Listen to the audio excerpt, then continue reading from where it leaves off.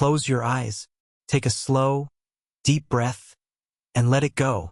You find yourself walking along a quiet forest path.